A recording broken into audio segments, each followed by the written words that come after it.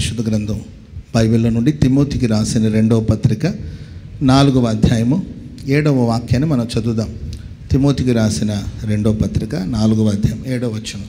మంచి పోరాటమును పోరాడి తిని నా పరుగు కడముట్టించి తిని విశ్వాసమును కాపాడుకుంటుని ఇక మీదట నా కొరకు నీతి కిరీటం ఉంచబడి ఉన్నది. ఆ దినమందు నీతి గల న్యాయాధిపతి అయిన ప్రభు అది నాకు మాత్రమే కాకుండా తన ప్రత్యక్షతను అపేక్షించు వారందరికీ అనుగ్రహించును. స్తోత్రం చెప్పండి అందరు గట్టిగా. మంచి పోరాటం పోరాడి తిని నా పరుగును కడముట్టించి తిని.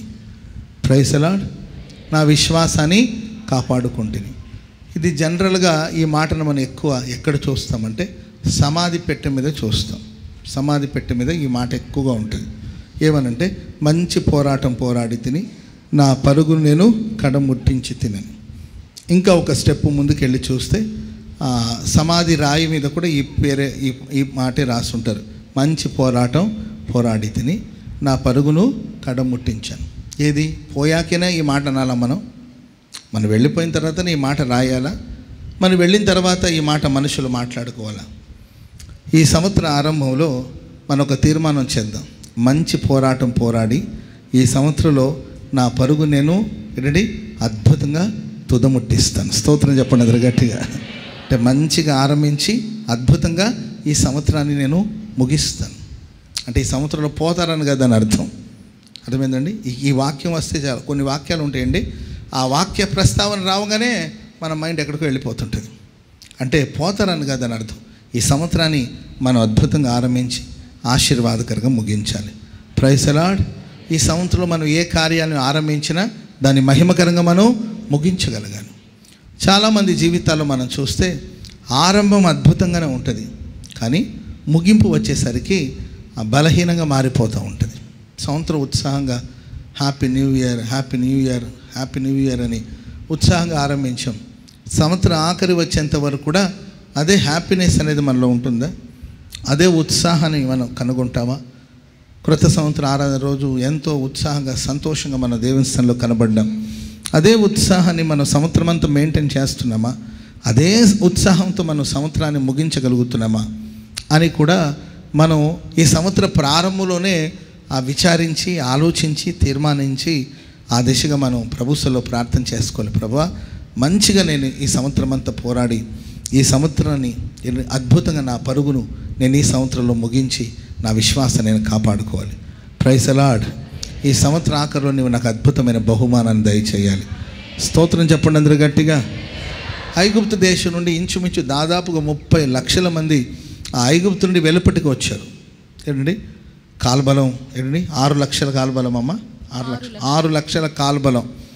ఆ తర్వాత ఇక పిల్లలు పెద్దలు వృద్ధులు అంతా కలిసి దగ్గర ఒక 30 లక్షల మంది ఉండొచ్చని ఒక అంచనా.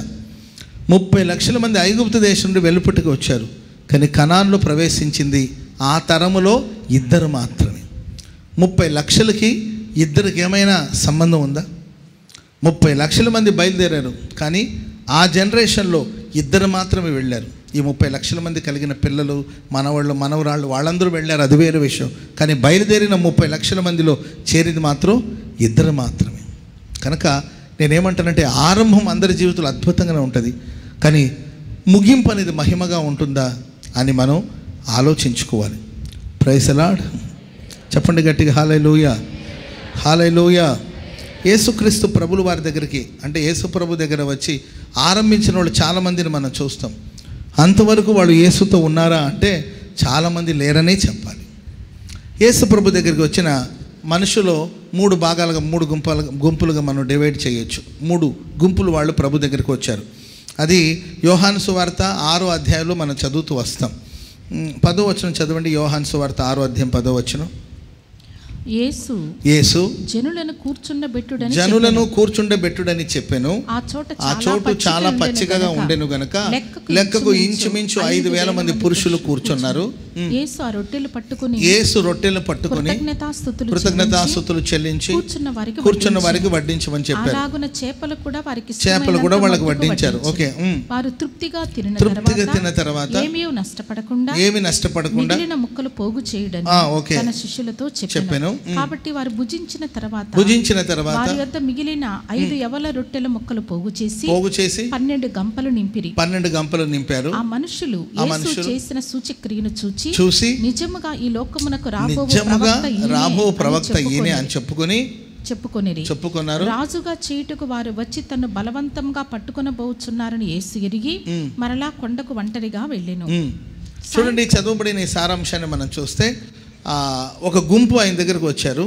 వీళ్ళు దేని కొరకు వచ్చారంటే ఆయన బోధ విన్నారు.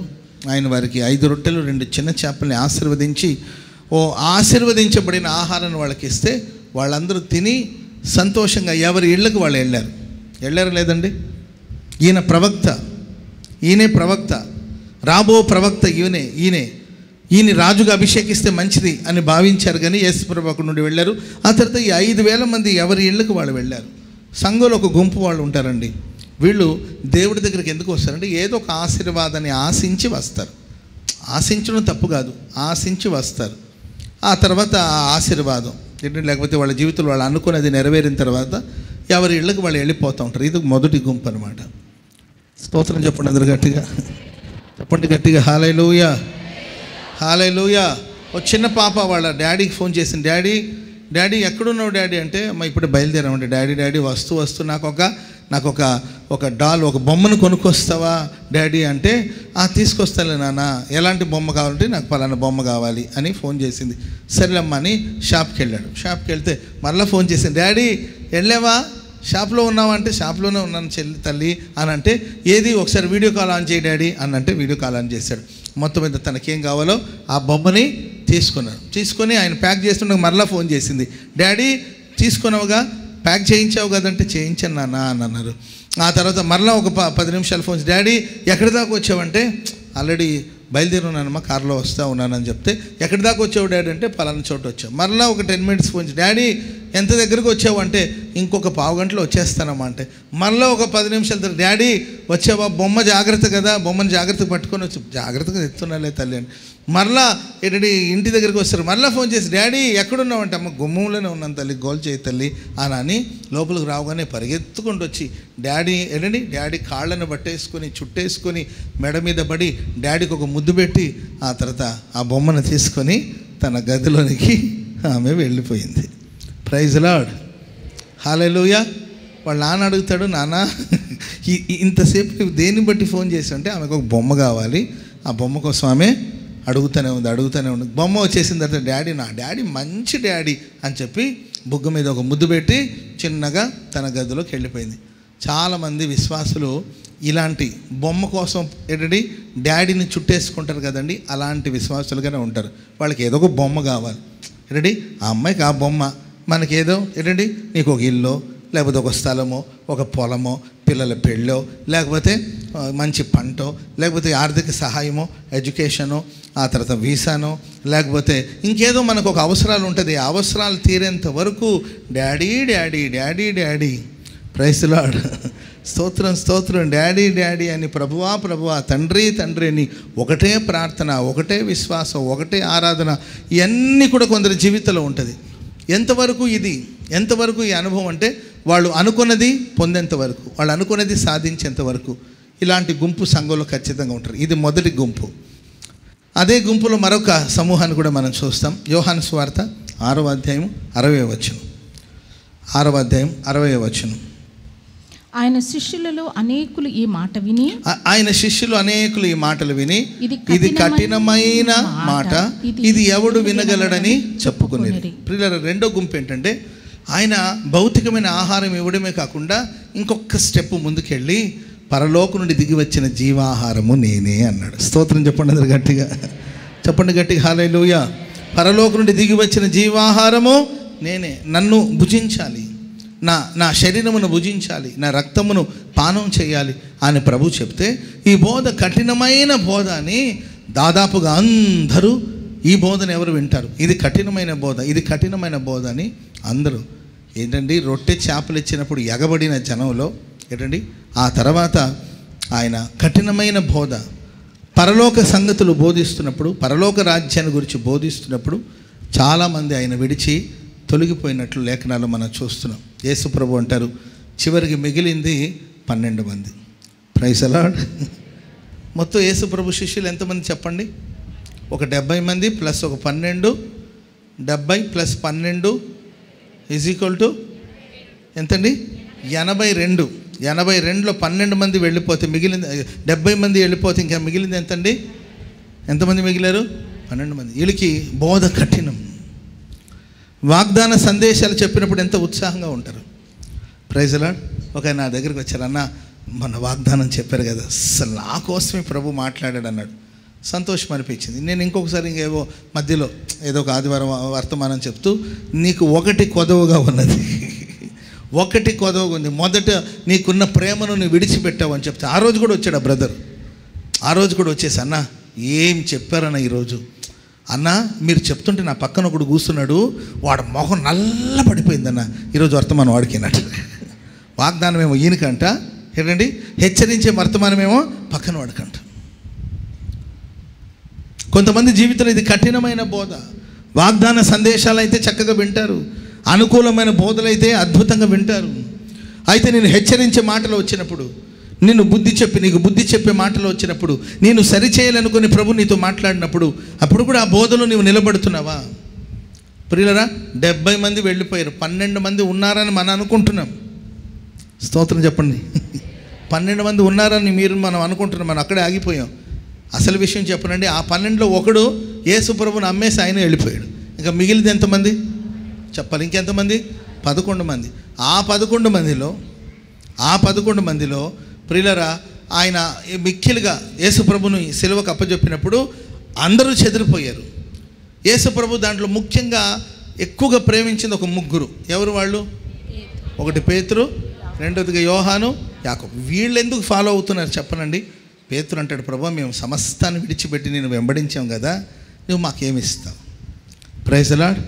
మేము అన్నీ వదిలేసి వచ్చేసాము, కుటుంబాన్ని వదిలేసాం, పడవను వదిలేసాం, వలలో వదిలేసాం, తల్లిదండ్రులను వదిలేసాం, సమస్తాన్ని విడిచి నేను వెంబడిస్తున్నాం కదా, నువ్వు మాకేమి ఇస్తావు? సేవ చేస్తే ఏమి ఇస్తాడు? పరిచర్య చేస్తే ఏమి ఇస్తాడు? ఇంత కష్టపడుతున్నాం, ఏమి ఇస్తారని ఆశించి అనుసరించే గుంపు. ఆశించి అమ్మేది ఒక గుంపు అయితే, ఆశించి అనుసరించే వాళ్ళ గుంపు. నిజంగా చెప్పండి, మన దేవుడి దగ్గర నుండి ఏ లాభాన్ని అపేక్షించకుండానే ఆయన వెంబడిస్తున్నామా? ఎక్స్పెక్టేషన్ లేకుండా మన ప్రభుని ప్రేమిస్తున్నామా? ఎక్స్పెక్టేషన్ లేకుండా సేవ చేస్తున్నామా? ప్రభుని ఏది ఎదురు చూడకుండా, ఆయన దగ్గర నుండి ఏమి ఎదురు చూడకుండా, ప్రభువా నేను నిన్ను ప్రేమిస్తున్నాను, ప్రభువా నేను వెంబడిస్తున్నాను వాళ్ళు ఎంతమంది ఉన్నారు? వాళ్ళలో పేతురు, మేము అంతా వదిలేసి వచ్చి మాకేంటి, మేము చాలా వదిలేసాం సేవ కోసం, చదువు వదిలేసాం, కుటుంబాన్ని వదిలేసాం, తల్లిదండ్రులను వదిలేసాం, దేవాదేవా నీవే భక్తి అని వచ్చేసాం, మా అన్ని జనులు వదిలేసాం, మా రక్త సంబంధులు వదిలేసాం, మా మతాన్ని వదిలేసాం, మా కులాన్ని వదిలేసాం, నాకు కలిగిన సమస్తాన్ని విడిచిపెట్టి వచ్చాం, మాకు లాభం ఏంటి? ఇంత త్యాగం చేసుకున్నాం కదా, ఏంటి లాభం అని లాభాన్ని అపేక్షించి అనుసరించేవాడు పేతురు. ఇంకిద్దరు ఉన్నారు, యోహాను, యాకోబు. వీళ్ళు డైరెక్ట్గా అడగరు అనమాట, వాళ్ళ అమ్మని తీసుకొస్తారు ప్రతిదానికి. Praise the Lord. ప్రతిదానికి వాళ్ళ అమ్మని వెంట పెట్టుకుని వస్తారు. ఎవరినో రికమెండేషన్ కావాలి వీళ్ళకి. ఇద్దరు వాళ్ళ అమ్మని తీసుకొస్తే వాళ్ళ అమ్మ అంటది, వాళ్ళ అమ్మగారు ఏంటండి అనకూడదు, తల్లి కాబట్టి ఆమె ఒక 4 ఆకులు ఎక్కువే చదివింది. ఆమె అంటది, ప్రభువా నువ్వు మహిమతో వచ్చినప్పుడు, నువ్వు సింహాసనం మీద కూర్చున్నప్పుడు కుడివైపున ఒకడు, ఎడం వైపున ఒకడు, ఈమె 2 కుమారులు కుడివైపున ఒకరు, ఎడమవైపున ఉన్నారు. మరి మిగతా వాళ్ళు ఎక్కడ కూర్చోవాలి? వీళ్ళేం మాట్లాడే వాళ్ళతో మాట్లాడిస్తుంటారు. వీళ్ళు డైరెక్ట్గా వచ్చి ఏది అడగరండి, వీళ్ళు డైరెక్ట్గా వచ్చి అడగరు. ఎవరు అడిగితే పని జరుగుతుందో, ఎవరు మాట్లాడితే పని జరుగుతుందని ఏంటండి వాళ్ళ అమ్మని వెంట పెట్టుకుని వచ్చి, టోటల్గా చెప్పాలంటే ఈ 82 మంది, 70 మంది ఏమో వాళ్ళు వెళ్ళిపోయారండి, ఇది కఠినమైన బోధని. ఈ 12 మందిని కూడా ఒకడు అమ్మేశాడు. కొంతమంది చెదిరిపోయారు యేసు ప్రభుని పట్టుకునగానే. ఎవరైతే ప్రేమించి వెంట పెట్టుకుని తిరిగాడో వీళ్ళు కూడా ఆయన్ని ఒకానొక సమయంలో వదిలేశారు. ప్రేమైన వాళ్ళారా, మనం ఇచ్చాము కాబట్టి ఎప్పుడైనా మనం దేవునికి ఏదైనా సమర్పణ కానుక ఇచ్చేటప్పుడు మనకు దేవుడు ఏదైతే ఇచ్చాడో దానిలో ప్రభుకి ఇవ్వాలి. ఆమె చెప్పినది గట్టిగా, దేవా నేను ఇది ఇచ్చాను కాబట్టి నాకు అది ఇవా. అర్థమలేదండి? ఇది కాదు, దేవుడికి ఇది ఇచ్చాడు కాబట్టి నీకు వాటర్ బాటిల్ ఇచ్చాడు, దాంట్లో ఒక మూత దేవుడికి, అంతే. ఆయన ఇచ్చిన దాన్ని బట్టి నీవు ఆయనకి ఇవ్వాలి తప్ప ఇది ఇచ్చాను నాకు ఇది ఇవ్వని కదా అడగాల్సింది. చాలామంది ఇలాగే ప్రార్థన, దేవా నువ్వు నాకు ఇలా మేలు చేసావు అనుకో, నేను సాచుకుని చెప్తా. ఏం చేసుకోవడానికి నీకు సాచుకుని చెప్పండి. నువ్వు నాకు ఇలా చేసావనుకో ప్రభువా, నేను అలా చేస్తాను. ఇదేమైనా వ్యాపారమా చెప్పండి? ప్రభు మనల్ని ఆశీర్వదించిన దాన్ని బట్టి నీవు దేవునికి ఏదైనా సమర్పించుకోవాలి, కానుక సమర్పించుకో, అంతేగాని నేను ఇలా చేశాను కాబట్టి నాకు ఇలా చేయాలి అని ఎక్స్పెక్టేషన్తో కొంతమంది భక్తి చేస్తూ ఉంటారు. వీళ్ళందరూ కూడా వెళ్ళిపోయారు. మొదటి గుంపేమో వాళ్ళు ఏదో లాభాన్ని ఆశించారు, వచ్చారు, అది తీసుకున్నారు, వాళ్ళు వెళ్ళిపోయారు. రెండో గుంపేమో మేము నిన్ను ప్రేమిస్తున్నాం, నీతో ఉంటున్నాము, నేను నీ శిష్యులము, మేము అనుసరిస్తున్నాం అనేవాళ్ళు బోధ కఠినమని కొంతమంది వెళ్ళిపోయారు. ఏదో ఎదురు చూసారు, అది దొరకలేదని వెళ్ళిపోయారు కొందరు. ఆ తర్వాత యేసుప్రభుని అమ్మి వెళ్ళిపోయాడు మరొకడు. యేసుప్రభు వెంట ఉండి ఉండి ఉండి ఉండి ఏదో ఆశించి అనుసరించిన వాళ్ళు మరికొందరు. ఇది రెండో గుంపు. మూడో గుంపు ఎవరు తెలుసండి? ప్రైజ్ ది లార్డ్, హల్లెలూయా. ఏదైతే లాభమని భావించాడో దాని అంతటిని కూడా పెంటతో సమానంగా ఎంచాడు. చెప్పండి కూడా మందరు గట్టి గట్టి గట్టి గట్టి. ఎవరండి ఆయన? ఎవరండి ఆయన? తన జీవితంలో ఏదేదైతే లాభం, కొంతమంది నా జీవితంలో ఒక శ్రేష్టమైనది, ప్రైజ్ ది లార్డ్, ప్రభువా శ్రేష్టమైన జీవితాన్ని నేను నీకు ఇచ్చాను అంటుంటారు. ఏ జీవితం అంటండి? శ్రేష్టమైన. ఏంది నీ శ్రేష్టమైన జీవితం? నీ గతం అంటే తాగుబోతు, తాగి మురికి కాలువ దగ్గర పడి ఉండేవాడు. అర్థమైందండి? బజ్జీ అనుకుని కప్ప తీసుకుని నోట్లో పెట్టి నవ్వులుతూ ఉండేవాడు. అర్థమైందండి? భార్య వచ్చి దొంగ సచ్చినోడా, తాగుబోసు వచ్చినోడా అని ఏంటి బండ బూతులు తిట్టి ఇంటికి తీసుకొచ్చేది. తాగుబోతు జీవితం. ఇప్పుడు ఆయన అంటాడు, దేవా ఈ శ్రేష్టమైన జీవితం నీదేనయ్యాట. ప్రియులారా, అది శ్రేష్టమైన జీవితం కాదు, కంపు కొట్టిన జీవితం, అది మురికితో కూడిన జీవితం. ఆ జీవితాన్ని ప్రభు బాగు చేశాడు కనుక నువ్వు ప్రభు సన్నిధిలో ఉన్నావు. ఆమెను చెప్పండి అందరు గట్టిగా. గతంలోకి వెళ్ళి చూడండి. కానీ పౌలు గారి చరిత్ర మీరు తీసుకోండి. ఆయన గమనీయులు పాదాల దగ్గర విద్యను అభ్యసించిన వాడు. ఆయన ఒక పరిసయ్యుడు. రోమా పౌరసత్వం ఉంది ఆయనకి. గమనీయులు పాదాల దగ్గర విద్యను నేర్చుకున్నాడు. గమనీయులు పాదాల దగ్గర విద్య నేర్చుకోవడం అనేది అంత తేలికైన విషయం కాదు. ఇప్పుడు పెద్ద పెద్ద స్కూల్స్, పెద్ద పెద్ద కాలేజెస్ ఉన్నాయి. సాధారణమైన మనుషులు వెళ్ళి అక్కడ చదువుకోలేరు.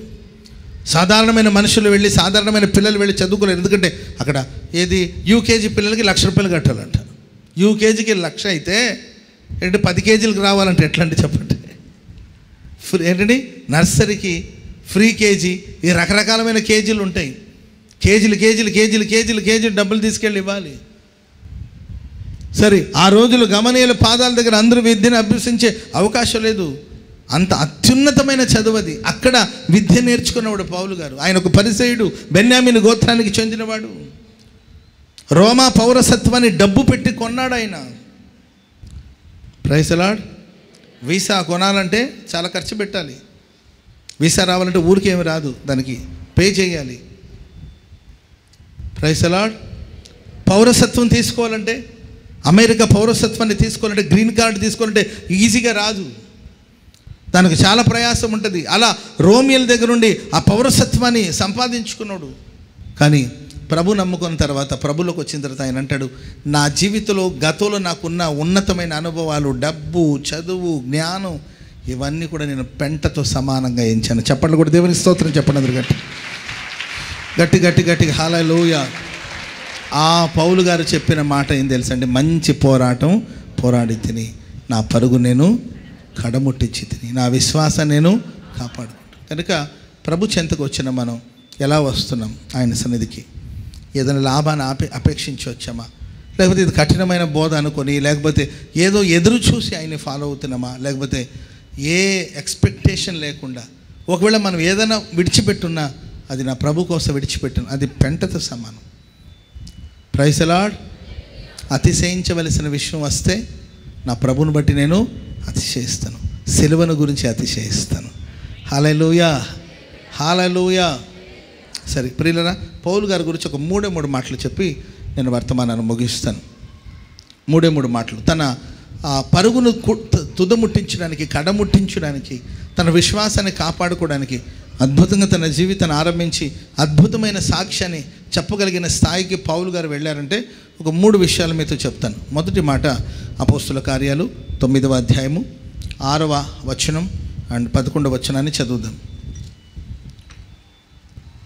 లేచి పట్టణంలోనికి వెళ్ళుము, అక్కడ నీవు ఏమి చేయవలెనో అది నీకు తెలపబడునని చెప్పెను. నీవు లేచి పట్టణంలోనికి వెళ్ళుము, అక్కడ నీవు ఏమి చేయాలో అది నీకు తెలపబడును అని చెప్పారు. 11వ వచనం, అతడు ప్రభువా ఇదిగో నేను ఉన్నానెను. అందుకు ప్రభువు నీవు లేచి తిన్నని తనబడిన వీధికి వెళ్ళి యూదా అనువాని ఇంట తార్సువాడైన సౌలు విచారించుము. ఇదిగో అతడు ప్రార్థన చేస్తా ఉన్నాడంట. ఆమేన్ చెప్పండి గట్టిగా. హల్లెలూయా, హల్లెలూయా. పౌలు గారు అని గుర్తుపట్టడానికి, సౌలుని లేకపోతే పౌలుని గుర్తుపట్టడానికి సూచన, చిహ్న ఏంటంటే అతడు ప్రార్థన చేస్తూ ఉన్నాడని ప్రభు చెప్పాడు. ఆమేన్ చెప్పండి అందరూ గట్టిగా. ప్రార్థన చేస్తున్నాను నేను చెప్పడం కాదు, మనం చెప్తూ ఉంటాం, అయ్యో మీకోసమే ప్రార్థన చేస్తున్నానండి అంటాడు కొంతమంది. అయ్యో ప్రార్థనలో ఉన్నానండి మనం చెప్పడం కాదు, సాక్షాత్తు దేవుడు చెప్తున్నాడు. అననీయని పిలిచి, అననీయ నువ్వు పలానా తిన్నని వీధి అనే చోటుకు వెళ్ళు, అక్కడ తార్సువాడైన సౌలు ఉన్నాడు, అతడు ప్రార్థన చేయించు ఉన్నాడు. ఎలా గుర్తుపట్టాలి పౌలు గారు అంటే అతడు ప్రార్థన చేస్తూ ఉన్నాడు. మిమ్మల్ని ఎలా గుర్తుపట్టాలి? మనల్ని ఎలా గుర్తుపట్టాలి? ఒక సేవకుని మనం ఎలా గుర్తుపట్టాలి? ఒక విశ్వాసిని ఎలా గుర్తుపట్టాలి? ఒక బ్రదర్ని మనం ఎలా గుర్తుపట్టాలి? ఒక సిస్టర్ని ఎలా గుర్తుపట్టాలి? మనం ధరించుకునే తెల్ల బట్టలను బట్టి గుర్తుపట్టాలా? మనం ధరించుకునే వస్త్రాన్ని బట్టి గుర్తుపట్టాలా? మనం కూర్చున్న విధానాన్ని బట్టి గుర్తుపట్టాలి. దేన్ని బట్టి అంటే ప్రార్థన చేయు వారిలో సమూయేలు ఉన్నట్లు అతడు ప్రార్థన చేస్తూ ఉన్నాడు. అదే గుర్తు. Praise the lord. పౌలు గారు దేనికోసం ప్రార్థన చేస్తున్నంటే, దేవుడు పౌలు గారితో చెప్పిన మాట ఏంటంటే, ఏం చెప్పారండి? నీవు పట్టణంలోనికి వెళ్ళు, అక్కడ నీవేం చెయ్యాలో అది నీకు తెలుపబడుతుంది. పట్టణంలోనికి వచ్చిన తర్వాత నేనేం చెయ్యాలి?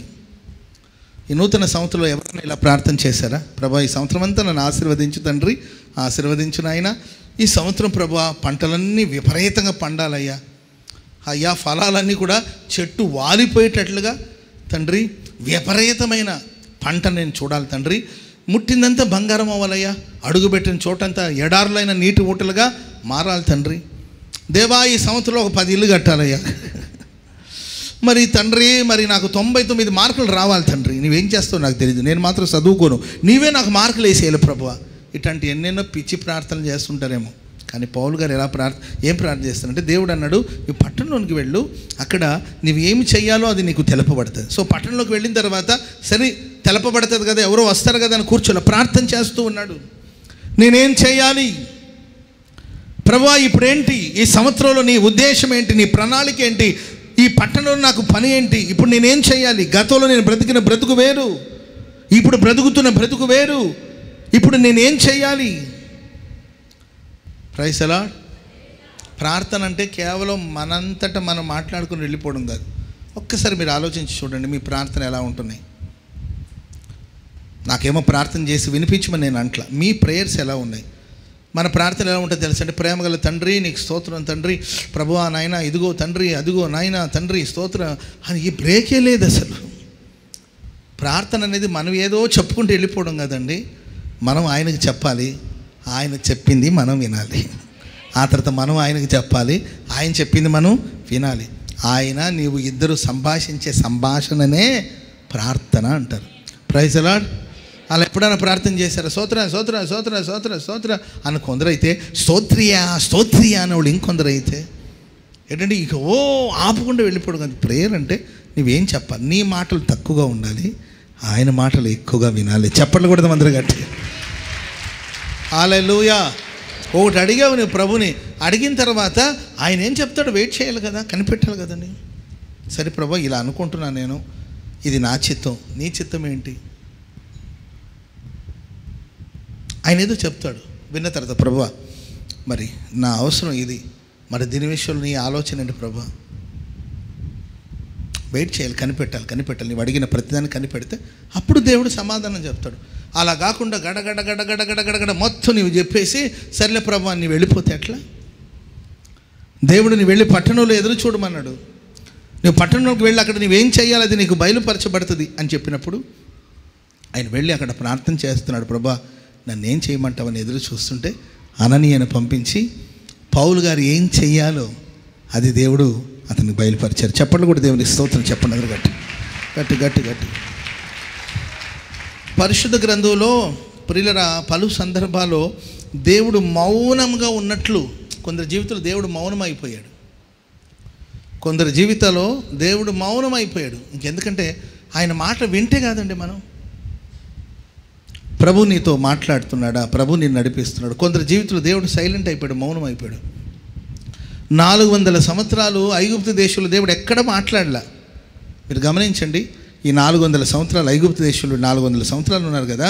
ఈ 400 సంవత్సరాల్లో దేవుడు ఎవరి దగ్గరైనా ఎక్కడైనా మాట్లాడినట్లు మనకు కనబడుతుంది. ఎవరితో మాట్లాడే దేవుడు మౌనంగా ఉన్నాడు. ఎందుకంటే వినేవాళ్ళు లేరు అక్కడ. ఆయన బోధ వినేవాళ్ళు లేరు. ఏడుతున్నారు, ప్రలాపిస్తున్నారు, మంచిది. కానీ ప్రభువా నేనేం చేయాలి, నేను ఎక్కడికి వెళ్ళాలి, ఈ ప్రజల్ని విడిపించడానికి నేనేం చేయాలి, నాకు ఒక విడుదల కావాలంటే నేనేం చేయాలి అని విచారించేవాడు ఎవరు లేరండి. వృద్ధి ఉంది, అభివృద్ధి ఉంది. పిల్లలను కంటున్నారు, పెళ్ళిళ్ళు చేస్తున్నారు, వాళ్ళ పిల్లలను కంటున్నారు. 70 మందితో మొదలైన ఆ సమాజం వేల మందికి, లక్షల మందికి విస్తరిస్తున్నారు. కానీ ఎవరైనా ప్రభువా ఏం చేయాలి అని విచారించే వాళ్ళు ఎవరైనా ఉన్నారంటే విచారించిన వాళ్ళు ఎవరు లేరండి. దేవుడు ఎప్పుడు మౌనాన్ని విడిచాడంటే మోషే నాయకత్వంలో, లేకపోతే మోషే తన మామ మందను మేపుతున్నప్పుడు పొదనడవిలో ప్రభు కనిపించారు. ఆ వింత ఏంటో చూద్దామని మోషే వెళ్ళినప్పుడు అప్పుడు దేవుడు తన మౌనాన్ని వీడి మోషేతో మాట్లాడాడు. చెప్పట్లు కూడా అందరూ గట్టి. ఆ తర్వాత మోషేని బట్టి దేవుడు మాట్లాడుతున్నాడు. అరణ్యమంతా దేవుడు మాట్లాడుతూనే వచ్చాడు. మోషేతో మాట్లాడుతూ వచ్చాడు. దేవుడు మౌనాన్ని వీడాడు. ఆ తర్వాత ప్రియులరా న్యాయాధిపతుల గ్రంథాన్ని మనం చూసినప్పుడు దేవుడు స్వాస్థ్యాన్ని పంచిన తర్వాత న్యాయాధిపతుల ఏలుబడిలో ఎక్కడైనా ఎవరితోనైనా దేవుడు మాట్లాడాడంటే పెద్ద కనిపించడు. ఆయా సందర్భాలు దేవదూతలు దూత ద్వారా మాట్లాడిన సందర్భాలు మనకు కనబడుతుంది. కానండి దేవుడు ముఖాముఖిగా మాట్లాడినట్టు మనకి ఎక్కడ కనబడదు. అదొక మౌనపు కాలం. దాదాపుగా 450 సంవత్సరాలు మరలా దేవుడు మౌనం వహించాడు. న్యాయాధిపతుల గ్రంథంలో దేవుని యొక్క వాక్కు ప్రజలకి ప్రత్యక్షం కాలేదు. దేవుని యొక్క ప్రత్యక్షతను వాళ్ళు పొందలేకపోయారు. మరలా దేవుడు ఆ మౌనాన్ని ఎప్పుడు వీడాడు, ఎప్పుడు విడిచిపెట్టాడంటే సమూయేలు వచ్చి తండ్రి ఇదిగో చిత్తగించు నీ దాసుని సెలవిమ్మని అడిగినప్పుడు ప్రభు మాట్లాడాడు. చెప్పండి కూడా మందరు గట్టి. కాబట్టి వినాలండి. పక్కన వాళ్ళని చూసి చెప్పండి, దేవుని మాట వినండి. వినాలి. వినేవాళ్ళు ఉంటే ప్రభు మాట్లాడతాడు. నేను కొన్నిసారి వాక్యం చెప్తుంటాను, కొంతమంది అంటుంటారు. నేను యేసు నామములో అడుగుతున్నాను తండ్రి అని ముగిస్తాను. ఏందని అప్పుడే ఆపారంటే వినేవాళ్ళు లేనప్పుడు నేను ఎందుకంటే చెప్పేది. అంతేకాదు కొందరికి వాక్యపు విలువ తెలీదు. వెంటనే నేను వర్తమానం ముగించేస్తాను. వాక్యపు విలువ కొంతమందికి తెలీదు. ఎప్పుడు వినబోదే కదా అనుకుంటారు, అప్పుడు కూడా ముగించేస్తాను. ఏందని అప్పుడే ముగించేశారు, ఇంకొక అరగంట చెప్పకపోయారంటే పందుల ముందు నేను ముత్యాలు జల్లడానికి ఇష్టపడను. దేవుని మాటలు ముత్యాల మూట. స్తోత్రం చెప్పడం గట్టిగా. రత్నాలు రాసేది అది వినగలిగిన వాళ్ళకి చెప్తాం. వాళ్ళకి చెప్పరా మీరు అంటారు. నన్ను కొంతమంది నిలదీస్తారు, వాళ్ళు అలా ఉన్నారు చెప్పరా అంటే వినగలిగిన వాళ్ళకే చెప్తాను. నేను చెప్పాను. చెప్పాను, 2 సార్లు చెప్పాను. ఆ మాట విలువ వాళ్ళకి తెలీదు. ఆ మాట వాళ్ళకి తెలియదండి. ఆ సేవకుని విలువ వాళ్ళకి తెలీదు. ఆ దైవజనుని విలువ వాళ్ళకి తెలీదు. ఆ దైవజనుని నోట దేవుడు ఇచ్చిన మాట విలువ వాళ్ళకి తెలియనప్పుడు ఇంకా అనవసరం మౌనంగా ఉంటారు. ఎందుకన్నా మీరు మౌనంగా ఉంటే వినగలిగే. దేవుడు కూడా అంతేనండి. 430 సంవత్సరాలు 400 సంవత్సరాలు దేవుడు మౌనంగా ఉన్నాడు. ఎందుకంటే వినేవాళ్ళు ఎవరు లేరు. మోషే వచ్చాడు. ఆ రోజు దేవుడు నోరు తెరిచి మాట్లాడు. న్యాయాధిపతుల గ్రంథంలో న్యాయాలు తెరుస్తున్నారు. దేవుడు మేలు చేస్తాడు. అట్టని స్తోత్రం చెప్పండి గట్టిగా. నా మాట వినేవాళ్ళకి అన్నం పెడతాను నేను. నా మాట వినని వాళ్ళు కూడా నేను అన్నం పెడతాను. ఎవరైనా మాట వినలేదనుకోండి, వాళ్ళకి అన్నం పెట్టుకుంటే ఉండు. వాళ్ళని ఒక చీకటి గదిలో నిర్బంధించి పనిష్మెంట్ ఏమి ఉండదు. మాట వినే వాళ్ళకి భోజనం పెడతాము, మాట వినని వాళ్ళకి కూడా భోజనం పెడతాం. మాట వినేవాళ్ళ అవసరాలు తీర్చబడుతుంది, మాట వినని వాళ్ళ అవసరాలు కూడా తీర్చబడుతుంది. ఒక్క పనికి రాని వాళ్ళు కొంతమంది ఉంటారండి, ఒక్క పని చేయరు, తిని కూర్చుంటూ ఉంటారు. వాళ్ళకి నేను భోజనాలు పెట్టొద్దని ఎప్పుడు అన్ను, తిని. ఎందుకంటే న్యాయాధిపతుల గ్రంథంలో వాళ్ళకి ఆపదలు వచ్చినప్పుడు దేవుడు ఆదుకున్నాడు, వాళ్ళకి సహాయం చేశారు, అంతే తప్ప దేవుడు మాట్లాడలేదు. ఇంకంతకన్నా పనిష్మెంట్ ఏముంటుంది చెప్పండి? ప్రభు నీతో మాట్లాడుతున్నాడా? ఆయన నీతో మాట్లాడుతున్నాడంటే ఒకవేళ నీతో మాట్లాడలేదనుకోండి, అదేనండి పనిష్మెంట్ నీ లైఫ్లో. న్యాయాధిపతుల గ్రంథంలో దేవుడు మౌనంగా కనబడతారండి. దేవుడు ఎప్పుడు మౌనాన్ని విడిచాడంటే సమూయేలు వచ్చినప్పుడు దేవుడు మౌనాన్ని విడిచి సమూయేలుతో ప్రభు మాట్లాడుతూ వచ్చాడు. అప్పుడు దైవ ప్రత్యక్షత అనేది ప్రజలు కలుగుతూ వచ్చింది. Praise the Lord. ఆ తర్వాత ప్రియులారా, మలాకీ గ్రంథం తర్వాత అదొక 400 సంవత్సరాలు, అదొక 400 years ఎక్కడ దేవుడు మాట్లాడినట్లు, దేవుని వాక్కు ప్రత్యక్షమైనట్లు ఎక్కడ కనబడదు. మరలా బాప్తిజం ఇచ్చి యోహాను వచ్చిన తర్వాత దేవుని వాక్కు బాప్తిజం ఇచ్చి యోహానుకి దేవుడు దయచేశాడు. చెప్పండి కూడా అందరూ గట్టిగా హల్లెలూయా. కాబట్టి ప్రియమైన వాళ్ళారా, పౌలు గారు అంటాడు, పౌలు గారు ప్రార్థన చేస్తున్నాడు దేని కొరకంటే, ఏమి చెయ్యాలో నీ పట్టణానికి వెళ్ళు, అక్కడ నువ్వేం చెయ్యాలో నీకు అది తెలపబడుతుంది. నీకు తెలపబడుతుందా? నీ ఎడ్యుకేషన్ విషయంలో, నీ ఫ్యామిలీ విషయంలో, నీ కుటుంబ విషయంలో, నీ సేవా విషయంలో ప్రభు స్వరాన్ని వినగలిగిన స్థితిలో ఉన్నావు. చాలామంది బిజీ. ఎంత బిజీ అంటే అంత బిజీ. నువ్వు 10 నిమిషాలు ప్రార్థన చేసిన, పావుగంట నీ మనసులో మాట ప్రభుకు చెప్పి కనిపెట్టి చూడండి, మౌనంగా కూర్చొని చూడండి, ఆయన మెల్లని స్వరం వినబడుతుంది. నీ గుండె గుడిలో ఆయన కొలువై ఉన్నాడు. ఉన్నాడండి. నీలో నుండి ప్రభు నీతో మాట్లాడతాడు. Praise the Lord. ఈ పద్ధతి చాలామందికి పోయిందండి. బిజీ, పరుగులు. హల్లెలూయా. ఓకే, రెండో మాట చెప్తాను పౌలు గారి గురించి. రోమీలకు రాసిన పత్రిక 8:36 స్పీడ్గా చదవండి. రోమీలకు రాసిన పత్రిక 8:36. ఇందును గురించి వ్రాయబడినదేమనగా, నిన్ను బట్టి దినమెల్లా మేము వధింపబడిన వారము, వధకు సిద్ధమైన గొర్రెలు. ఆ మాట చదవండి. క్రీస్తు ప్రేమ నుండి నన్ను ఎడబాపు అనేది ఎక్కడ? 30. క్రీస్తు ప్రేమ నుండి మనల్ని ఎడబాపు వారెవరు? శ్రమయైనను, బాధయైనను, హింసైనను, కరువైనను, వస్త్రహీనతను, ఉపద్రవమైన, ఖడ్గమైనను మనల్ని ఎడబాపునా. ఇందును గురించి వ్రాయబడినదేమనగా, నిన్ను బట్టి దినమెల్లా మేము వధింపబడిన వారము, వధకు సిద్ధమైన గొర్రెలమని మేము ఎంచబడిన వారము, అయినను మనలను ప్రేమించిన వాని ద్వారా మనము వీటన్నిట్లో అత్యధిక విజయం పొందుచున్నాము. మరణమైనను, జీవమైనను, దేవదూతలైనను, ప్రధానులైనను, ఉన్నవైనను, రాబోవైనను, అధికారులైనను, ఎత్తైనను, లోతైనను, సృష్టించబడిన మరి ఏదైనను మన ప్రభువైన క్రీస్తు నందలి దేవుని ప్రేమ నుండి మనల్ని ఎడబాప నేరవని రూఢిగా నమ్ముచున్నాను. స్తోత్రం చెప్పండి అందరు గట్టిగా. క్రీస్తు ప్రేమ నుండి నన్ను ఎవ్వరు దూరం చేయలేరు. చెప్పండి కూడా అందరు గట్టిగా. మరణమైన, జీవమైన, దేవదూతలైన, అధికారులైన, ఉన్నవైన, రాబోవైన, సృష్టించబడినది ఏదైనా సరే క్రీస్తు ప్రేమ నుండి నన్ను ఎవరు ఎడబాపలేరు.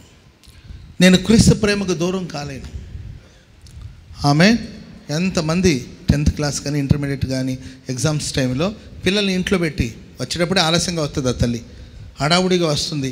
హడావుడిగా వచ్చేసి వెళ్తే ఏంటమ్మా తొందరగా వెళ్తుంటే, అయ్యా 3 రోజులు పాపది ఎగ్జామ్ కదా. ఎన్ని రోజులు? 3 రోజులు పాపది ఎగ్జామ్ కాబట్టి ఇంట్లో పెట్టి తాళం వేసేసి వచ్చాను అన్నయ్య, చదువుకుంటూ ఉండమని, తొందరగా వెళ్ళాలి అని అంటది. ఏదో ఒక 2 గంటలు ప్రార్థనకు వస్తే, 2 గంటలు మీ అమ్మాయిని లేకపోతే మీ బాబుని వెంట పెట్టుకుని ప్రార్థనకు వస్తే ఆ 2 గంటలు ఏం చదివేస్తారు చెప్పండి వాళ్ళు? అర్థమైందండి? చదువు ముఖ్యమే, నేను కాదని అనట్లా. దేవుని కన్నా ముఖ్యమా? ఓ 2 గంటలు దేవుని సన్నిధికి వచ్చి ప్రార్థన చేసుకెళ్తే దానిలో జరిగే నష్టాలు ఏమో చెప్పండి. ఇంకా వారం రోజులు లేకపోతే 4 రోజుల తర్వాత పరీక్ష, 4 రోజులకి ఇప్పుడే ఇంట్లో తాళం పెట్టి బయట నుండి గడిపెట్టి తాళం వేసి వచ్చిందనమాట. పౌలు గారు అంటారు, మరణమైన, జీవమైన, సృష్టించబడింది అది ఏదైనా సరే, అధికారం కావచ్చు, దేవదూతలు కావచ్చు, ఉన్నవి కావచ్చు, రాబోవు కావచ్చు, కరువు కావచ్చు, కష్టమవు కావచ్చు, ఏదైనా కానీ క్రీస్తు ప్రేమ నుండి ఎడబాప నేరవు. క్రీస్తు ప్రేమ నుండి నన్ను ఎవ్వరు దూరం చేయలేరు. ఆమె చెప్పండి గట్టిగా. హల్లెలూయా. కొంతమంది క్రీస్తులను ఉంటారు కానీ లోకం వాళ్ళని పిలుస్తూ ఉంటుంది. Praise the Lord. యేసుప్రభు అంటాడు, పేతురు, సీమోను సీమోను, వీరందరికంటే నీవు నన్ను ఎక్కువగా ప్రేమిస్తున్నావు. ఆయన అంతకుమించి మన దగ్గర ఏం ఎదురు చూస్తాడండి. వీరందరికంటే నీవు ఎక్కువగా నన్ను ప్రేమిస్తున్నావు అని ఎందుకు అడిగాడు తెలుసండి? అన్నీ వదిలేసి వచ్చాను, వదిలేసి వత్తదే, నేను సమస్తాన్ని విడిచి ఉట్టదే మాటలే, అన్నీ వదిలేసి వస్తే మరి నీవెందుకు చేపలు పట్టడానికి వెళ్ళావు? మరలా ఎందుకు పాత స్థితికి వెళ్ళావు? మీరు చూడండి, ఎలీషా అని సేవకు పిలిచినప్పుడు వెంటనే ఆయన దగ్గర ఎన్ని ఆ ఎడ్లు ఉండేదమ్మా? 12 అరకల ఎడ్లు. ఏంటండి? ఆ ఎడ్లను వధించి, ఏంటండి ఏంటండి ఆ నాగలి ఉంది కదండి, అవన్నీ కూడా ముక్కలు చేసి పొయ్యిలో పెట్టి ముట్టించి వంట చేయించి భోజనాలు పెట్టించేసి చేతులన్నీ కడిగేసుకొని దేవుని సేవకు వచ్చేసాడు. అంతే. స్తోత్రం చెప్పడం గట్టిగా. మరలా నన్ను అది వెనక్కి లాక్కూడదు. అదే సేవ, అదే సమర్పణ. ఆచారాలన్నీ వదిలేసి వచ్చావు, మరలా మధ్య మధ్యలో ఆచారాలు కనబడుతూ ఉంటుంది. ఆచారాలన్నీ వదిలేసి వచ్చాం. Praise the Lord. మరలా పాడిన ఆపడం, ఆచారాన్ని వదిలేసాం. మనకు ఒక శుభప్రదమైన నిరీక్షణ ఉంది. ఇక్కడ మరణించాం, సమాధి చేయబడ్డాం. యేసుక్రీస్తు ప్రభులు వారు పునరుద్ధానుడై తిరిగి లేచిన ప్రకారం మనం కూడా ఒకరోజు పునరుద్ధానపు శక్తితో మర్త్యమైనది అమర్త్యతను ధరించుకుంటుంది. చెప్పకూడదు మొదలు గట్టిగా. ఇది మన శుభప్రద నిరీక్షణ. Praise the Lord. మరలా నువ్వు ఏంటండి, మరలా మేమేమో ఆనందయాత్ర, ఇది ఆత్మీయ యాత్ర అని పాడుతుంటే అక్కడ దించి పేరు పెట్టి పిలుస్తుంటే నేను ఏమనాలి చెప్పండి? అది ఆనంద యాత్ర అయినా చెప్పండి? ఆచారాల యాత్ర.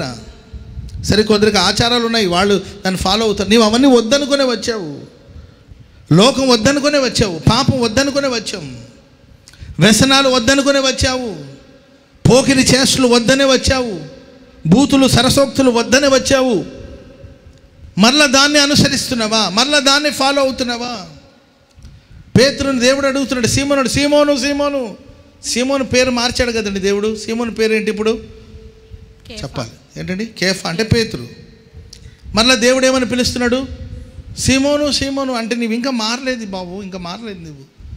వీరందరికంటే, మిగతా వాళ్ళు ఎలా ఉన్నా పర్వాలేదు, వీరందరికంటే నీవు నన్ను ఎక్కువగా ప్రేమిస్తున్నావు అంటే ధైర్యంగా చెప్పలేక, ప్రభు నేను నిన్ను ప్రేమిస్తున్నానని నీకే తెలుసు అంటున్నాడు తప్ప నేను నిన్ను ప్రేమిస్తున్నాను, ఎస్ నేను నిన్ను ప్రేమిస్తున్నాను. క్రీస్తు ప్రేమ నుండి ఎవరు నన్ను దూరం చేయలేరు, ఎవరు నన్ను వేరు చేయలేరు. క్రీస్తు కృపకు నన్ను ఎవరు దూరం చేయలేరు, నేను క్రీస్తులోనే ఉంటాను అని ధైర్యంగా చెప్పగలిగిన ఒక అనుభవం ఈరోజు మనకు ఉంటుందా?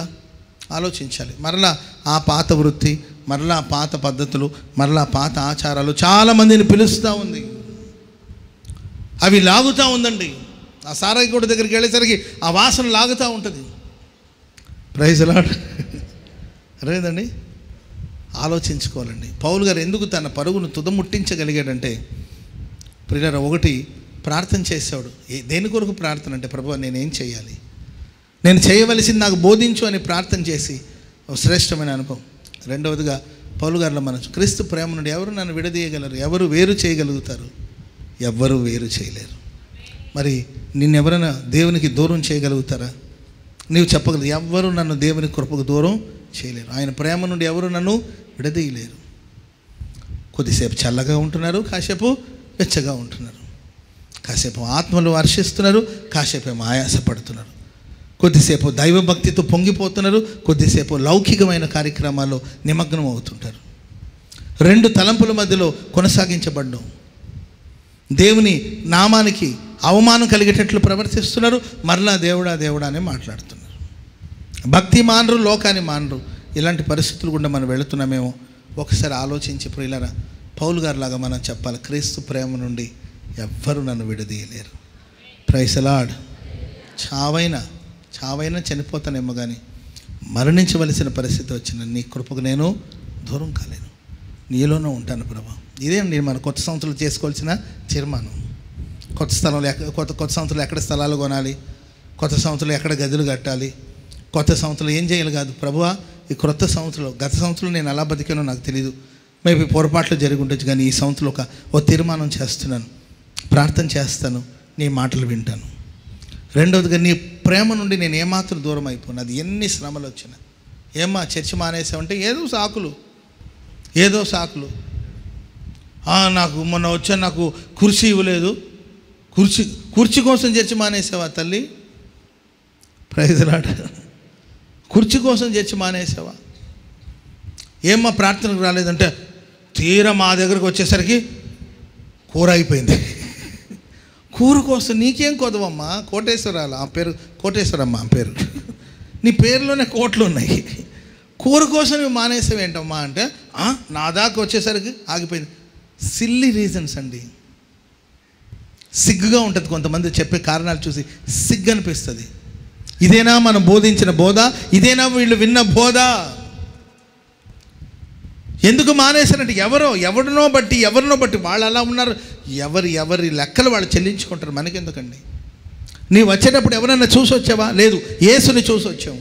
మరి ఇప్పుడు వెళ్ళిపోయేటప్పుడు ఎవరిని చూసి వెళ్ళంటే ఎవరినో చూసి, ఏ అధికారినో చూసి, ఏ దేవదూతనో చూసి, ఏ మరణాన్ని చూసి, ఏ జీవాన్ని చూసి, ఏ ఉన్న వాటిని చూసి, లేకపోతే రాబో వాటిని చూసి, ఇప్పుడే ఇలా ఉంటే రాబోయే కాలంలో ఇలా ఉంటుందని ఏదో ఆలోచించి క్రీస్తుకు దూరం అయిపోతున్నావా? దేవుని ప్రేమకు దూరం అయిపోతున్నావా? ఆలోచించాలి. కానీ పౌలు గారు అంటారు ఏమైనా జరగని. Praise the Lord. ఒక పట్టిక రాస్తాడండి పౌలు గారు. అమ్మా చదువుతారా పట్టిక? ఆయన అనుభవించిన శ్రమలు. ఇది నా సబ్జెక్ట్లో లేదు, కానీ ఎందుకు నాకు ప్రేరణ వచ్చింది కాబట్టి చెప్తాను. కొరింథీయులకు రాసిన 2వ పత్రిక 11వ అధ్యాయము 23వ వచనం. వారు క్రీస్తు పరిచారకుల వెర్రివాని వలె మాట్లాడుచున్నాను, నేనును మరి ఎక్కువగా క్రీస్తు పరిచారకుడు. నేను కూడా దేవుని పరిచారకుడినే, విశేషముగా ప్రయాసపడి తిని మరి అనేక పర్యాయాలు అనేక పర్యాయాలు చెరసాలలో ఉంటేనేది తప్పుడు పని చేసి కాదండి. దేవుని నిమిత్తం అనేక పర్యాయాలు నేను చెరసాలలో ఉంటిని. ఒకసారి 2 సార్లు కాదు, అనేక పర్యాయాలు చెరసాలలో ఉంటిని. అపరిమితమైన దెబ్బలు తింటిని. మీకు అర్థమవుతుంది? అపరిమితం అంటే మితం లేకుండా దెబ్బలు తిన్నాడు పౌలు గారండి. గమనియేలు పాదాల దగ్గర విద్యను అభ్యసించిన వాడు, ఆస్తిపరుడు, డబ్బున్నవాడు, కోట్లకు పడగెత్తినవాడు పౌలు గారు. ఓ పరిసయ్యుడు, అపరిమితంగా దెబ్బలు తిన్నాడంట. అనేక మార్లు ప్రాణాపాయములు ఉంటుంది. పలు పర్యాయాలు ప్రాణం మీదకి వచ్చినాయి. యూదుల చేత 5 మార్లు ఒకటి తక్కువ 40 దెబ్బలు తింటిని. 5 సార్లు ఒకటి తక్కువ 40 కొరడాల దెబ్బలు. యేసు ప్రభు ఒక్కసారి కొరడాల దెబ్బలు తిన్నారు. పౌలు గారు 5 మార్లు. ఎన్ని మార్లు అండి? ఒకటి తక్కువ 40 కొట్టారు అనుకోండి. వినండి, తలల పైకి ఎత్తి 40 దెబ్బలు కొడితే మళ్ళీ దెబ్బలు కొట్టకూడదు. అట్లా ఒక రూల్ ఉంటుంది వాళ్ళకి. అందుకోసం ఒకటి తగ్గిస్తారు. ఏది మన దగ్గర 999 అని ఎట్లా ఉంటుందో ₹1 తగ్గిస్తారు కదండి. అట్లా ఒక దెబ్బ తగ్గించి ఉంచుతారు. ఎందుకంటే నెక్స్ట్ టైం ఇంకా కొట్టే అవకాశం. 5 మార్లు మీరు క్యాలిక్యులేట్ చేసుకోండి. 39 × 5 అమ్మా 195 195 కొరడాల దెబ్బలు తిన్నాడు. ఎన్ని దెబ్బలండి? కొరడాల దెబ్బలండి. ముమ్మారు బెత్తములతో కొట్టబడి 3 సార్లు కర్రలతో కొట్టారనమాట. ఒకసారి రాళ్లతో కొట్టారు. ముమ్మారు ఓడ పగిలి శ్రమను అనిపించి ఓడ బద్దలైపోయి సముద్రంలో చిక్కుకుపోయాడు. ఒక రాత్రి మగుడు సముద్రంలో గడిపినట్టు ఒక రాత్రి మగుడు సముద్రంలో ఉండిపోయాడు. అనేక పర్యాయములు ప్రయాణాల్లోను, నదుల వలనైన ఆపదలు, నదుల్లో వెళుతున్నప్పుడు ఆపదలు, దొంగల వలనైన దొంగల చేతికి దొరికి అక్కడ ఆపదలు, స్వజనుల వలనైన చూడండి. నా అనుకుంటాం కదండి. స్వజనులు అంటే నా బంధువులు, నా రక్త సంబంధికులు, నా సంఘ బిడ్డలు, నా అనుకుంటాం కదండి. వాళ్ళ వల్ల వచ్చిన ఆపదలు, అన్ని జిల్లా వలనైన ఒకవైపున అన్ని దేశాల వల్ల వచ్చిన ఆపదలు, పట్టణములు ఉన్నప్పుడు ఆపదలు, అరణ్యములో ఉన్న ఆపదలు, సముద్రములో ఆపదలు, కపట సహోదరులు ప్రేమతో మనతో ఉండి మన కపటంగా మనకు కీడు చేసే కపట సహోదరుల వల్ల కలిగిన ఆపదలు, ప్రయాసముతోను, కష్టముతోను, తరచుగా జాగరణతోను. జాగరణ అంటే నిద్ర లేదు. జాగరణ అంటే అదే కదా. జాగరణ అంటే రాత్రంతా నిద్రలేకపోవడం, తరచుగా జాగరణతోనూ ఆకలి దాహంతో ఆకలితో అల్లాడిపోయిన పరిస్థితులు, తరచుగా ఉపవాసంతోనూ చలితోనూ దిగంబరత అంటే ఒంటి మీద బట్టలు లేని సందర్భాలు కూడా ఉన్నాయి. ఇంకా చంపవలసినవి అనేకములు ఉన్నవి.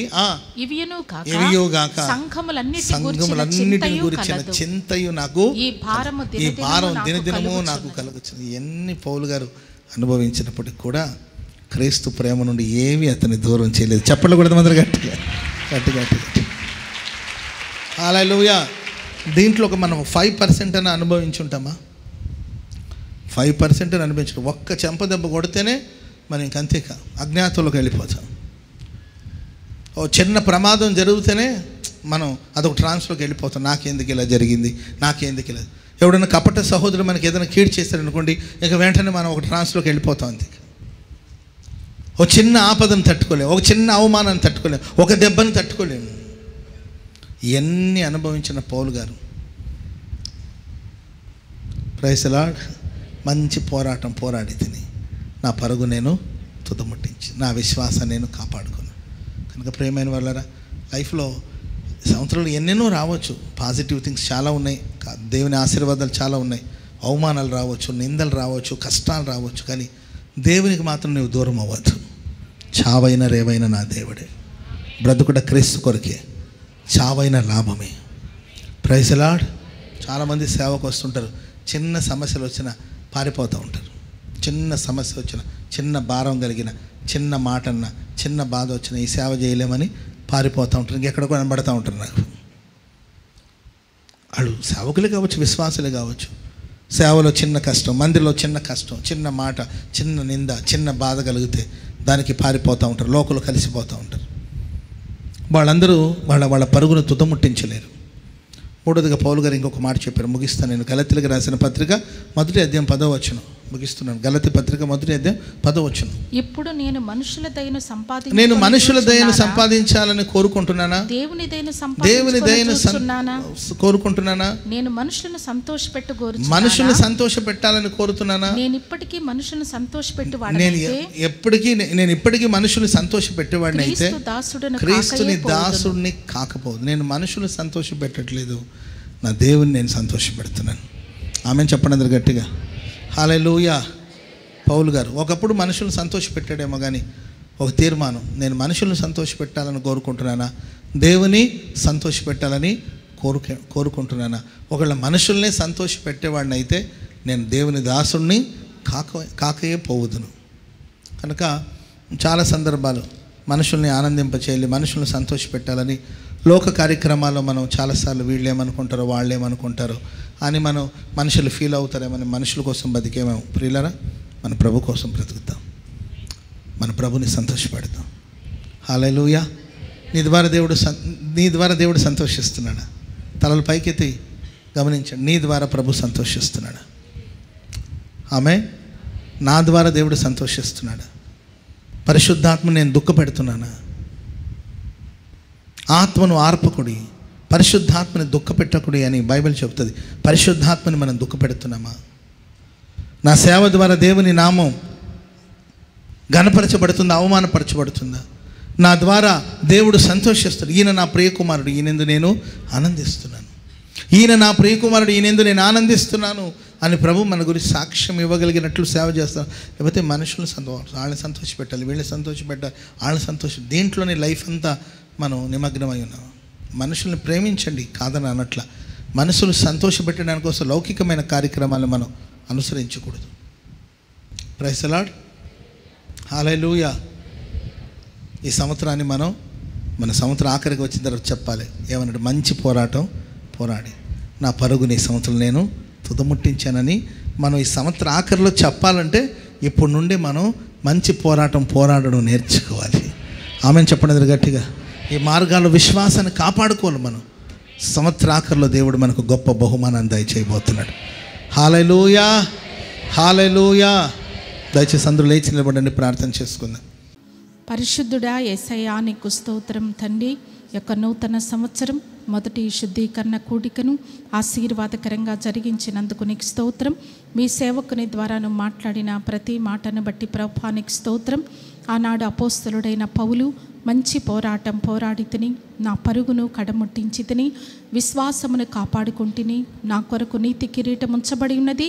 అది నాకు మాత్రమే కాదు, కానీ తన ప్రత్యక్షతను అపేక్షించు వారికి అందరికీ అనుగ్రహించబడినని వాక్యం ద్వారాను మాతో మాట్లాడావు ప్రభువా. నిజమే నాయనా, అనేక మంది నిన్ను వెంబడించారు అయ్యా. రొట్టెల కోసము, ఆహారం కోసం, క్షయమయ్యే ఆహారం కోసం నిన్ను వెంబడించారు ప్రభువా.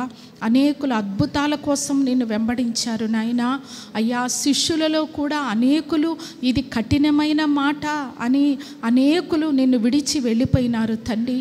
కానీ అపోస్తలుడైన పౌలైతే ప్రభా, అయ్యా నేను అతిశయిస్తే సిలువయందే అతిశయిస్తానని, సమస్తమును నీ నిమిత్తం పెంటతో సమానంగా ఎంచుకుంటానని ఏ రీతిగా పౌలు తన జీవితాన్ని జీవించాడో ప్రభా, నువ్వు అనేక విషయాల ద్వారా మాతో మాట్లాడి ఉన్నావు అయ్యా. అపోస్తలుడైన పౌలు వలె మేము జీవించున్నట్లుగా ఈ నూతన సంవత్సరంలో ఒక తీర్మానం తీసుకుంటున్నాం ప్రభా. ఆ తీర్మానాన్ని స్థిరపరచమని కూడా మేము వేడుకుంటున్నాం. పౌలు ప్రార్థన చేసేవాడిలో ఉన్నాడని కూడా నువ్వు సెలవిచ్చావు. ఇదిగో అతడు ప్రార్థన చేయుచున్నాడని నీవే సాక్ష్యం చెప్పావు నాయన. నిజమే నాయన, పౌలు యొక్క ప్రార్థన ఆలకించి అతని నిమిత్తం అననీయాని పంపి అయ్యా అతడి యొక్క తండ్రి అయ్యా దృష్టిని అయ్యా నువ్వు సరిచేసావు ప్రభా, నీకు స్తోత్రములు చెల్లిస్తున్నాం. అలాగే మేము కూడా తండ్రి ప్రార్థన చేసే వారిలో మేము ఉండేటట్లుగా సహాయం చేయండి. ప్రార్థించు వారిలో సమూయేలు ఉన్నాడు, యాజకులలో మోషే అహరోను ఉన్నారు తండ్రి. అయ్యా మేము ప్రార్థించాలి, ప్రార్థనలో నీ స్వరాన్ని కూడా మేము వినాలి ప్రభా. ఆనాడు సమూయేలు ఇదిగో నీ దాసుడు ఆలకించుచున్నాడు సెలవిమ్ము అన్నప్పుడు అయ్యా సమూయేలు ప్రార్థనను విన్నావు. నువ్వు సమూయేలుతో కూడా ముచ్చటించావు, అనేక విషయాలు బయలుపరిచావు, రాబోయే సంగతులన్నీ తెలియపరిచావు ప్రభా. నిన్ను స్తుతిస్తున్నాం. అలాగే తండ్రి ప్రార్థనలో అయ్యా మేము నీతో మాట్లాడాలి, అలాగే నీ స్వరాన్ని వినాలి, రాబోయే సంగతులన్నీ మేము గ్రహించుకోగలగాలి ప్రభా. అటువంటి కృపను మాలో ఒక్కొక్కరికి మీరు దయచేయండి. అపోస్తలుడైన పౌలు క్రీస్తు ప్రేమ నుంచి నన్ను ఎవరు ఎడబాపలేరు. బాధ అయినా, శ్రమ అయినా, హింస అయినా, కరువైనా, వస్త్రహీనత అయినా, ఉన్నవైనా, రాబోనువైనా, ఎత్తైనా, లోతైనా, దేవదూతలైనా, సృష్టించబడిన మరి ఏదైనా క్రీస్తు యేసునందలి దేవుని ప్రేమ నుంచి ఎడబాపలేదని ఏ రీతిగా ఎరిగాడో తండ్రి. అయ్యా మాకు వచ్చే నిందలు, అవమానములు, శోధనలు, పరీక్షలు, పరిశోధనలలో అయ్యా నీ ప్రేమ నుంచి ఏదియో అయ్యా ఎడబాపలేదని, వీటన్నిటిలో మాకు అత్యధిక విజయాన్ని ఇచ్చే దేవుడుగా నువ్వు మాకున్నావని అయ్యా పౌలు వలె మేము కూడా విశ్వసించగలుగుటకు మాలో ఒక్కొక్కరికి కృప దయచేయండి. అలాగే పౌలు మనుషులను నేను సంతోషపెట్టువాడనైతే క్రీస్తు దాసుడను కాకయే పోవుదునని సెలవిచ్చినట్లుగా అయ్యా మనుషుల కొరకు కాదు అయ్యా, మనుషులను సంతోషపెట్టే జీవితాలు మాకొద్దు నాయనా. అయ్యా నిన్ను మాత్రమే మేము సంతోషపెట్టాలి. ఇదిగో ఈయన నా ప్రియ కుమారుడు, ఈయన యందు నేను ఆనందించుచున్నానని అయ్యా నీ నుంచి మేము సాక్ష్యం పొందుకోవాలి. మమ్మల్ని చూచి నీవు సంతోషించాలి, మేము కూడా నీ యందే సంతోషించాలి ప్రభా. అటువంటి ఉన్నత అనుభవాలు మీరు మాకు దయచేయండి. పౌలు నీ కొరకు ఎన్నో శ్రమలు పడ్డాడు నాయన. ముమ్మారు బెత్తములతో కొట్టబడినాడు, 5 మారులు అయ్యా 1 తక్కువ 40 దెబ్బలు తిన్నాడు. ప్రయాణములు ఆపద, నదుల్లో ఆపద, కపట సహోదరుల వలన ఆపద, ప్రయాసములు, జాగరములు, ఉపవాసములు, దిగంబరత్వం, చలితో ఎన్నో పోరాటాల మధ్యలో నువ్వు సేవ చేశాడు నాయన పౌలు. అయినప్పటికీ క్రీస్తు ప్రేమలో నుంచి అవేవి కూడా నన్ను ఎడబాపలేవని ఏ రీతిగా సాక్ష్యం చెప్పాడో తండ్రి. పౌలు వలె మమ్మల్ని కూడా మార్చండి. పౌలు వలె ప్రార్థన చేయుటకు, పౌలు వలె నిన్ను సంతోషపెట్టుటకు, పౌలు వలె ప్రభా నీ ప్రేమలోంచి ఏది ఎడబాపలేదని రూఢిగా నమ్ముకొనుటకు, సమస్తమును నష్టపరుచుకొని పెంటతో సమానంగా ఎంచుకొనుటకు మాలో ఒక్కొక్కరికి కృప దయచేయండి. అయ్యా ఈ వాక్యంని బట్టి మేము నడుచుకోవాలి. తీర్మానం తీసుకొని తీర్మానములో స్థిరపరచబడాలి. రేపటి బల్లారాధన కొరకై మమ్మలను పరిశుద్ధపరచండి. మా ప్రాణము, ఆత్మయు, జీవము సంపూర్ణంగా పరిశుద్ధపరచబడినట్లుగా కృప చూపండి. యోగ్యమైన మంచి మనస్సుతో నీ వాక్యాన్ని అంగీకరించి దాన్ని బట్టి నడుచుకొని పరిశుద్ధపరచుకొని బల్లలో చేయివేయుటకు నాకు మాకందరికీ మీరు కృప చూపండి. వాక్యం చెప్పిన సేవకుని బలపరిచి నూతన కృప, నూతన ప్రకటన మిమ్మల్ని ఇచ్చి వాడుకుంటున్నందుకు స్తుతిస్తూ, ఇంకను ఎంతో సేవ ఉంది, బలమైన పాత్రగా మీరు వాడుకొనండి, ఒక అగ్ని జ్వాలగా మీరు మార్చండి, మీకు మాత్రమే మహిమ కలుగునట్లుగా సహాయము చేయమని యేసు క్రీస్తు నామములో ప్రార్థించి వేడుకుంటున్నాం తండ్రి. ఆమేన్. ఆమేన్. ఆమేన్. మన తండ్రి అయిన దేవుని ప్రేమ, కుమారుడైన యేసు క్రీస్తు వారి కృప, పరిశుద్ధాత్మ దేవుని అన్యోన్య సహవాసము, సన్నిధి, సమాధానం సర్వలోకంలో ఉన్న సమస్త పరిశుద్ధులకు, ఈ ఆరాధనలో పాల్గొన్న వారికి, లైవ్ వీక్షించిన వారికి, దేవుని వాక్యం ప్రకటించిన తన దాసునికి దేవుని నిత్య కృప మహిమ కలిగిన రాకడ వరకు తోడయుండి నడిపించునుగాక. ఆమేన్. ఆమేన్.